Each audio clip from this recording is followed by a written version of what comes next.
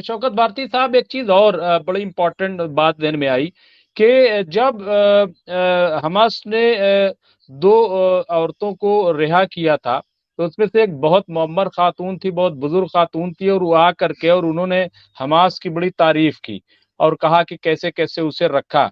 अब जबकि 50 में से 30 बच्चे और 20 औरतें रिहा की जाएंगी, क्या लग रहा है कि क्योंकि उन्होंने पहले ही कहा था कि हम जो है किसी के साथ बर्बरियत नहीं करेंगे, और जिस तरीके से उनको दहशतगर्द तंजीमों से जोड़ा जा रहा था, तो क्या लग रहा है कि वो जो 50 लोग छूट करके आएंगे, हमास जिनको छोड़ेगा, और उनका जाहिर है कि मीडिया में उनका बयान होगा, उसे कोई रोक नहीं पाएगा, मुझे नहीं लग रहा है कोई उसे रोक पाएगा।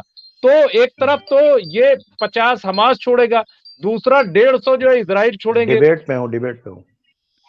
जी दूसरा जो है डेढ़ जी सौ जी। तो क्या लग रहा है कि एक नया मंजरनामा नहीं उभर करके आएगा सामने जब उनके ये मैंने मीडिया में आप बयान होगा? जी शौकत बात है।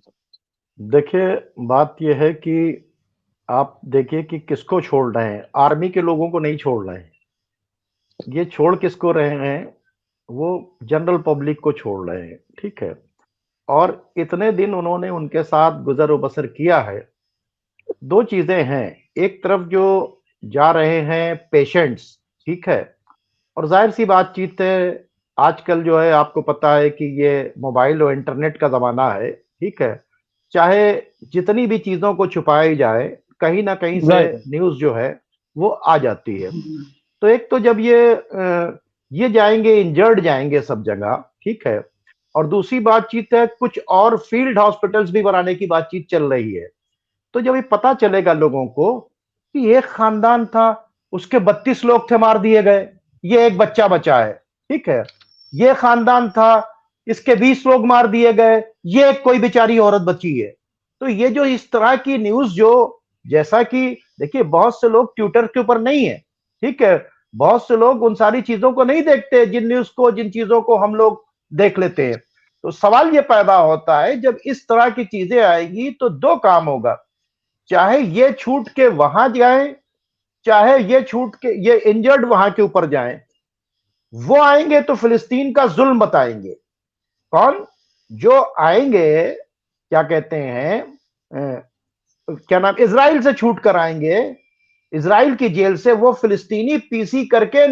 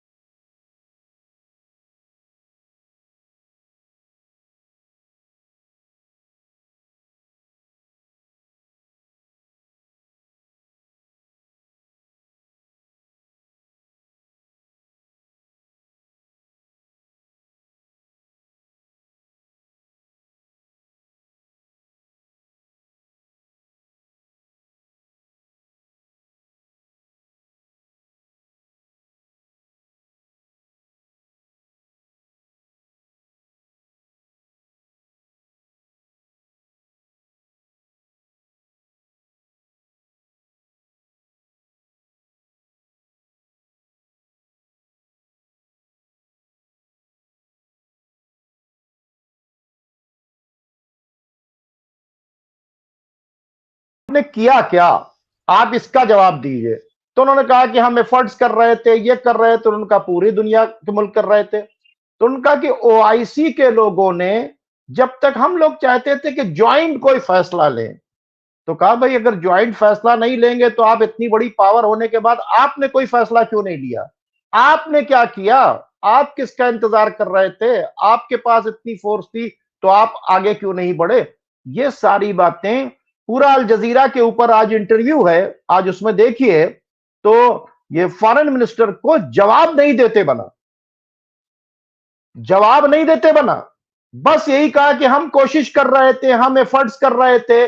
उनका कि जब आप कोशिश और एफर्ट्स कर रहे थे, कोई नहीं सुन रहा था, तो आपने क्या डिसीजन लिया?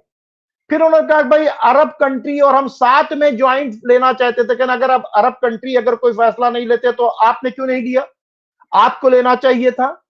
तो इस तरह के सवालात जब फॉरेन मिनिस्टर को इंटरव्यू के अंदर खुद झेलने पड़ रहे हैं, तो फिर आप सोच सकते हैं आवाम की आवाज आप नहीं बंद कर सकते।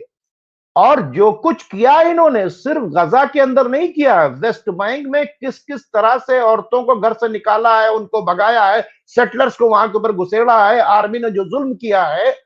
तो जो इन जहां वेस्ट बैंक जहां के ऊपर कुछ नहीं था, जहां हमास नहीं था, वहां जो जुल्म किया है वो भी सामने आ गया। और इतना जुल्म हुआ है कि वहां से भी हथियार उठा लिए गए। तो ये अगर कोई कहे कि इसका असर नहीं पड़ेगा, आप ये देखिएगा कि जिस तरह से ये वही असर पड़ेगा कि जो रसूलुल्लाह सल्लल्लाहु अलैहि वसल्लम ने एक चिट्ठी की थी मुशरिकीन मक्का के साथ में कि तुम्हारा आदमी अगर पकड़ा जाएगा तो हम छोड़ देंगे। उन्होंने क्या कहा, लेकिन आपका आदमी आएगा तो हम नहीं छोड़ेंगे। तो इन लोगों ने क्या किया था, जो रसूलुल्लाह की तरफ से पकड़े गए थे उनके साथ बहुत अच्छा सलूक किया था, लेकिन जो मुसलमान वहां पकड़े गए थे उनके साथ बहुत जुल्म किया था। जब दोनों छूटे या दोनों आए या यहां से छूट कर पहुंचे तो उन्होंने कहा कि इनको छोड़ो, वो तो जो खाते थे हमें खिलाते थे, हमारा बड़ा ख्याल रखते थे, हमसे कहा जाता था इनका ख्याल, और तुम यहाँ के ऊपर इनके ऊपर जुल्म कर रहे हो हमारे साथ। तो उन्होंने ये सलूक किया। तो एक रेवोल्यूशन, देखिए इंसानियत का ही रेवोल्यूशन है। आप अगर देखें तो पूरी दुनिया जो खड़ी हुई है वो इजराइल के खिलाफ इसलिए खड़ी हुई है कि इजराइल ने जुल्म के पहाड़ तोड़ दिए। ये सारा हॉस्पिटल्स को क्यों बर्बाद कर रहे हैं कि अब अगर 4 दिन के बाद अब 80% तो हॉस्पिटल्स आप बर्बाद कर चुके हैं। अब इन्होंने ऐसे ऐसे रॉकेट फायर्स किए, मैंने आपको एक वीडियो भेजा था कि वो जो है आरे के तरीके से काटता है और आवाज नहीं करता, और जिस्म जो है जिस्म के टुकड़े टुकड़े कर देता है। आपकी आवाज इको, मेरी आवाज इको।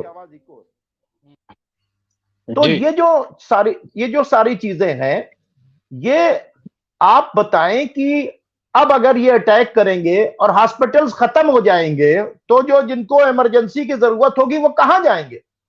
सारे देखिए इनके अंदर जो शैतानियत है वो पूरी तरीके से तमाम इंफ्रास्ट्रक्चर को तोड़ते चले जा रहे हैं, बर्बाद करते चले जा रहे हैं।